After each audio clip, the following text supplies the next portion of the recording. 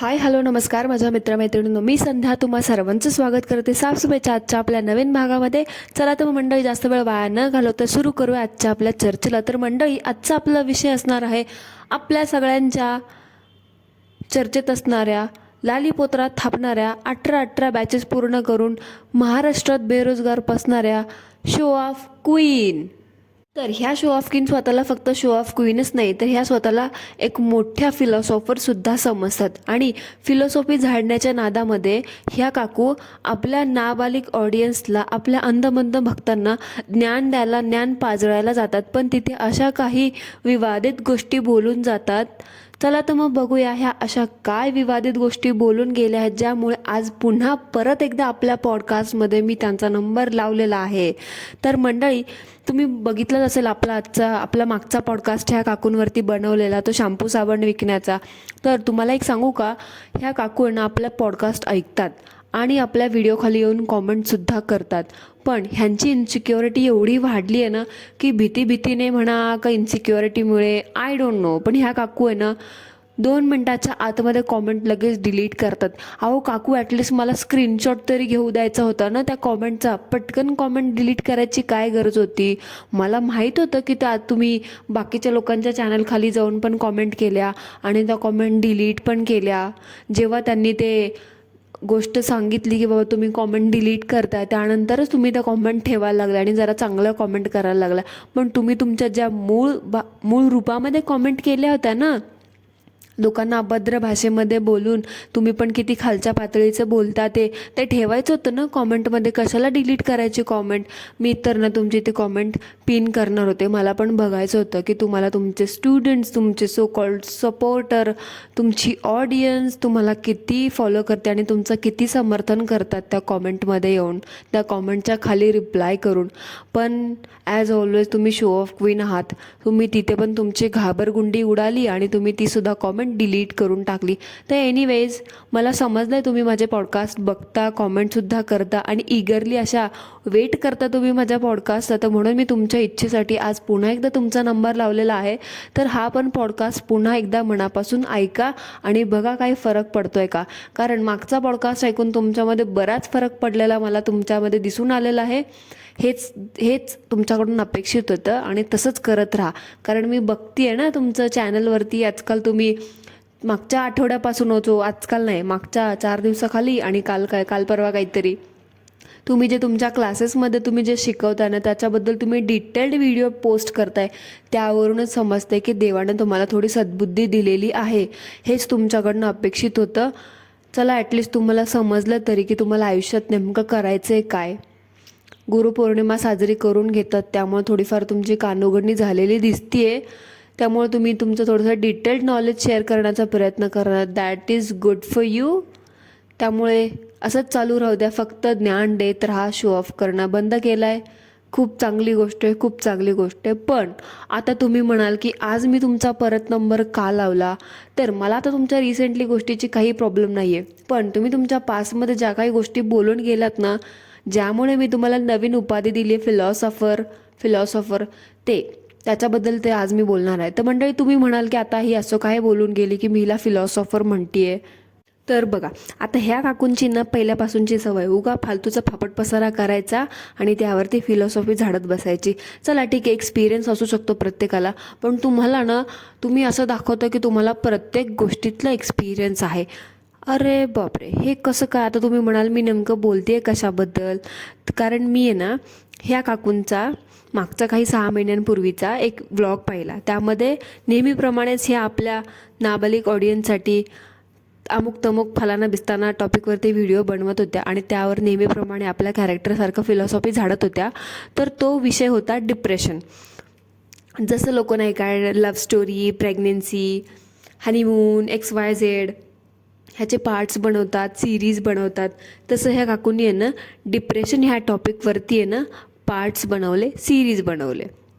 तर त्या डिप्रेशनमधून बाहेर पडण्याचे उपाय सांगत होत्या आणि त्यात त्यांनी सांगितले सुद्धा. तर त्यात ह्या काकू असं काहीसं बोलून गेल्या. आता मी सांगण्याच्या ऐवजी ना मी एक क्लिप टाकते इथे, ती तुम्ही स्वतः बघा आणि ह्यावरून तुम्हाला काय वाटतं ना हे मला सांगा. मी माझं तर मत तुम्हाला सांगणारच आहे, बट तुम्ही जे तुमच्या कानाने ऐकता ना त्याच्यावरतून तुम्हाला काय वाटतं हे मला सांगा. ही क्लिप पहिले ऐकून घ्या. की आपण एकट्यालाच जगाचं मोठं टेन्शन आलं आहे का. मंदिराच्या बाहेर एखाद्या गरीबाला पाहिलं तर मनाला एक प्रश्न विचारा की तुमचं डिप्रेशन, तुमचं टेन्शन त्या गरीबा इतकं मोठं आहे का. त्याबरोबर एका विधवा महिलेला पहा आणि तिचं आयुष्य कसं जगती आहे ते पहा. त्यानंतर स्वतःला विचारा की इतकं मोठं टेन्शन तुमच्यामध्ये आहे का. इतकं डिप्रेशन घेण्यासारखं टेन्शन खरंच आहे का. तुम्ही इतक्या डिप्रेशनमध्ये. आता ह्या काकू म्हणतात, ह्या क्लिपनुसार ह्यांच्या व्लॉगमध्ये सुद्धा आहे, तो व्लॉग तिकडून उडून जाण्याच्या अगोदर, डिलीट होण्याच्या अगोदर तेवढी क्लिप बघितली तर बरं होईल. आता ह्या काकूंच्या म्हणण्याप्रमाणे ह्या म्हणतात की मंदिराबाहेर जे गरीब असतात ते डिप्रेशनमध्ये असतात आणि एक विधवा महिला ज्या प्रकारे आयुष्य जगते, ज्या प्रकारे ती तिचं आयुष्य जगते, ती ज्या प्रकारे तिच्या आयुष्यात सर्वाईव्ह करते, त्या सगळ्या बायका डिप्रेशनमध्ये असतात. इनडायरेक्टली ह्या काकूंना असं म्हणायचं आहे की त्या सगळ्या विधवा महिला टेन्स असतात आणि डिप्रेशनमध्ये असतात. आता काकू मला सांगा, तुम्हाला असं का वाटतं की त्या सगळ्या विधवा महिला टेन्शनमध्ये असतात किंवा डिप्रेशनमध्ये असतात. म्हणजे लॉजिक काय यामध्ये की विधवा महिला दुःखी असतात, डिप्रेशन असतात, डिप्रेस्ड असतात, टेन्शनमध्ये असतात. म्हणजे मला काही समजलंच नाही, विधवा महिलांचा आणि डिप्रेशनचा काय संबंध. काय बोलताय. बोलण्याच्या अगोदर तुम्ही 2 शब्द विचार करत नाही का की आपण काय बोलतोय ते. जरा ते फालतूचं ज्ञान पाजळणं बंद कर आणि डोळे उघडून जरा नीट बघ आजूबाजूला की प्रत्येक विधवा महिला ही टेन्स्ड आणि डिप्रेस्ड नसते. ते एक एक्झाम्पल देते, जरा कानावरचा आणि डोळ्यावरचा तो मेकअप आहे ना काढून बघ आणि ऐक. एक एक्झाम्पल, सपोज एक कपल आहे आणि त्यांना एक मूल आहे आणि त्या दोघांपैकी ती महिला पण काम करते आणि तिचा नवरा पण एक काम करते, म्हणजे दोघं पण वर्किंग आहेत. पण त्याच्यामध्ये त्या पुरुषाचा जो पगार आहे, जो पैसा आहे ना XYZ त्याच्या कामाचा, तो घरी देत नाही. बायकोला वगैरे न देता किंवा कुठल्या घरातल्या कामाला न येता तो त्याचा पैसा दारू पिण्यामध्ये, जुगार खेळण्यात किंवा इथे तिथे नको त्या गोष्टी करण्यामध्ये तो वाया घालवतो. उडवतं वगैरे, मुलांकडे वगैरे काही लक्ष देत नाही. त्या घराची सगळी जबाबदारी ती महिला व्यवस्थित पार पाडते. मुलाकडे लक्ष देते, स्वतःकडे. नवरा कसलाही असला तरी त्याच्याकडे ते लक्ष देऊन आपला गुजारा करते. आता मला सांगा, पत्नीला तो माणूस दारू पिऊन मारत असेल, पार तिचा जीव जाईपर्यंत मारतात. आपण आजूबाजूला बघत असतो की जे पिणारे लोक असतात ते आपल्या बायका पोरांना पार असे जीव जाईपर्यंत मारहाण करत असतात. ती मारहाण एवढी विचित्र असते ना, अक्षरशः कधी कधी कोणाकोणाचा जीव जातो त्याच्यामध्ये. ह्या असल्या वाईट व्यसनांमुळे एका दिवशी आहे ना ते लोक स्वतःच मरून जातात. ते पुरुष लोक असतात ते. मग आता अशा सिच्युएशनमध्ये तो दारू पिणारा नवरा त्या बाईचा तो मरून गेला आणि ती बाई विधवा झाली. तर ती बाई अल्टिमेटली त्या माणसाच्या त्रासातून, त्या मारहाणीतून त्या महिलेची आणि त्या मुलांची सुटका झाली. मग ह्या केसमध्ये ती महिला नवरा नसताना ती महिला विधवा झाली. मग ती विधवा महिला आपल्या मुलांसोबत एक सामान्य सुखी शांततेमध्ये एक रिस्पेक्टफुल आयुष्य जगेल का अशी डिप्रेस राहील की बाबा माझा दारुडा नवरा गेला, मारहाण करणारा नवरा गेला, व्यसनी नवरा मेला म्हणून ती काय डिप्रेशनमध्ये जाऊन रडत बसणार आहे का. असल्या नालायक दारुडा नवऱ्यांपेक्षा ते नसलेला नवरा बरा. टेन्शन कसलं येणार आहे. मला हेच कळत नाही की तू बोलते काय आणि बाहेर सिच्युएशन आहे काय, ह्याच्यामध्ये काही लॉजिकच नाही आहे. इवन तू असं कुठे बघितलंस की बाबा एखाद्या बाईचा नवरा गेला आणि ते डिप्रेशनमध्ये आहे. चल ठीक आहे, खूप रेअर केसेसमध्ये असं असतं. खूप रेअर केसेसमध्ये असं असतं, पण मोस्ट ऑफ द आपण जे आपल्या आजूबाजूला कंडिशन बघतो ना त्याच्या हिशोबाने तर असंच असतं की ॲटलिस्ट ती बाई आहे ना, असला जर नीच नालायक नवरा असेल ना तर ती बाई खूप सुखी असते. ॲटलिस्ट ती तिचं एक छान आयुष्य जगते, 2 वेळचं तिचं खाल्लेलं पचन होतं आणि व्यवस्थित तिच्या अंगी लागतं ते. असं नाही की बाबा प्रत्येक विधवा महिला दुःखी असते आणि डिप्रेशनमध्ये असतं. म्हणजे आपण काय बोलतोय ह्याचं भानच राहत नाही का आपल्याला बोलताना. हे एक्झाम्पल नसेल समजलं ना तर अजून एक एक्झाम्पल देते.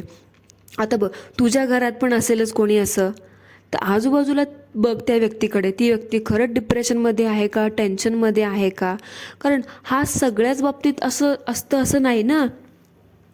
एकतरी महिला नवरा गेल्यानंतर समाधानाचं सुखी सन्मानाचं आयुष्य जगतच असेल ना. सो हे असं विधवा महिला डिप्रेस असतात किंवा डिप्रेशनमध्ये असतात, टेन्शनमध्ये असणार, नवऱ्याशिवाय त्यांच्या आयुष्यात काहीच करू शकत नाहीत, नवऱ्याशिवाय हे नाही ते नाही, नवऱ्याशिवाय बाई टेन्शनमध्ये असते, डिप्रेशनमध्ये असतं, हे बोलणं चुकीचं आहे आणि त्या महिला काही करू शकत नाही, हे पहिलं बोलणं चुकीचं आहे, हे लक्षात घे. उगाचंच तोंड दिलंय म्हणून ही अशी बिनबुडाची वादग्रस्त विधानं करून ठराविक कॅटेगरीतल्या महिलांना टार्गेट करणं हे असं कितपत बरोबर आहे. आणि तू एक स्पेसिफिक वर्ड विधवा महिला असा यूज करून तू त्या महिलांचा अपमान करतेस. बिकॉज अशी एखादी तरी महिला, एखादी तरी अशी लेडी असेल ना जी तुला फॉलो करते, त्यांना काय वाटलं असेल, तू इनडायरेक्टली तू त्यांचा अपमानच करतेस ना की त्या डिप्रेशनमध्ये आहेत असं बोलून. तुझ्या घरात पण कोणीतरी महिला असेल ना, देव न करू उद्या त्यांच्यावरती अशी वेळ आली तर मग तुझ्या विचाराप्रमाणे तू जे बोललीस त्यावरून नवरा गेल्यावर ती महिलासुद्धा डिप्रेशनमध्ये जाईल, टेन्शनमध्ये जाईल असं म्हणायचं आहे का तुला? इनडायरेक्टली तू असंच बोलतेस ना. आणि अजून एक वन मोर थिंग, हेच उदाहरण स्वतःच्या बाबतीत फक्त एकदा कल्पना करून बघ काय वाटतं ते. त्यामुळं उचलली जीभ लावली टाळ्याला ना हे असं बोलू नकोस. बिकॉज स्वतःच्या बाबतीत तर तू खूप वेगळी कल्पना केली असणार ना, बरोबर ना. सो आपल्याला ज्या गोष्टीतला अनुभव नाही आहे त्या गोष्टीबद्दल बोलूच नाही माणसाने. सो जगाला आणि तुमच्या त्या अंधमंद नाबालिक भक्तांना ज्ञान पाजळण्या अगोदर, फिलॉसॉफर बनण्या अगोदर आपण काय बोलतोय ह्या गोष्टीचे 1 मिनिट तरी विचार करावा. एवढी एक ॲडवाईस तुझ्यासाठी आहे. बाकी रादर तू जे ऑप्शन्स सांगितलेस की देवाकडे वगैरे जा, आपल्या मैत्रिणीशी बोला, आउटिंगला जा किंवा एक छोटीशी ट्रिप प्लॅन करा, रडा थोडंसं, त्याच्याने मन मोकळं होईल. मला तुझे ते सगळे उपाय आहेत ना, सगळे तुझे सोल्युशन सांगितले ते अगदी पटले. पण हा जो ठराविक कॅटेगरीतल्या लोकांना तू टार्गेट करून बोललीस ना, आय डोंट थिंक सो की तू ते बरोबर बोललीस आणि नाहीच आहे ते बरोबर. तर त्यामुळे बोलण्याच्या अगोदर एकदा विचार करावा असं मला वाटतं. आणि जे लोक कमेंट करून विचारतात ना की बाबा मी डिप्रेशनमध्ये आहे, काय करू, मला 1760 प्रॉब्लेम्स आहेत, हे असं ते तसं, तर अगदी ज्या न सांगण्यासारख्या गोष्टीसुद्धा असतात ना, त्यासुद्धा महिला, बायका, मुलं मुली जे कोणी असतात सगळेजण असतात कॉमेंट बॉक्समध्ये येऊन मांडतात. तर आणि म्हणतात की बाबा मला उपाय सांगा, रेमेडी सांगा. आता का ती पायाला लागलेलं दुःख नाही का की बाबा उपाय सांगा आणि उपाय सांगितल्याने ते बरं होईल. असं नाही की बाबा सगळ्यांचं डिप्रेशन सेम असतं किंवा सगळ्यांचं टेन्शन सेम असतं, त्याने जो उपाय केला त्याला जी रेमेडी घेतली ते सगळ्यांना लागू होईल. नाही, प्रत्येकाचे प्रॉब्लेम वेगळे, प्रत्येकाचं टेन्शन वेगळं, प्रत्येकाचे सोल्युशन्स पण वेगळे. तर त्या सगळ्या कमेंट करणाऱ्या लोकांना मला फक्त एवढंच म्हणायचं आहे की तुम्ही खरंच डिप्रेशनमध्ये आहात, तर त्यातून तुम्हाला खरंच बाहेर पडायचं आहे, तर तुम्हाला अशा शो ऑफ करणाऱ्या इन्फ्लुएन्सरपेक्षा, सो कॉल्ड इन्फ्लुएन्सरपेक्षा ह्यांच्या उपायाची गरज नाही आहे. ह्यांची गरज नाही आहे. तुम्हाला एका चांगल्या डॉक्टरची गरज आहे, तुम्हाला एका चांगल्या मानसोपचार तज्ज्ञाची गरज आहे. तर बिकॉज तो तुमच्या प्रश्नाची चांगली उत्तरं देऊ शकतो. हे असले फालतू एका ठराविक कॅटेगरीतल्या लोकांना टार्गेट करून ते लोक बोलत नाहीत. इन्फ्लुएन्सर्सकडून किंवा एका लालीपोत्रा थापणाऱ्या व्यक्तीकडून उपाय करून घेण्यापेक्षा एक चांगला मानसोपचार तज्ज्ञ गाठा आणि त्याला जाऊन विचारा की बाबा मला असे प्रॉब्लेम आहेत. ते लोक उपाय नाही सांगणार, तर ते लोक सोल्युशन्स देतील.